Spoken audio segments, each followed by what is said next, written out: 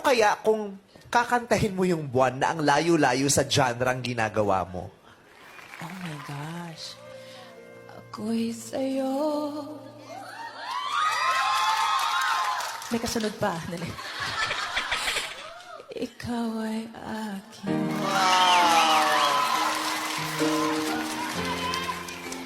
Ganda mo sa paningin. Parang ang baba pa lang. Tataas ako.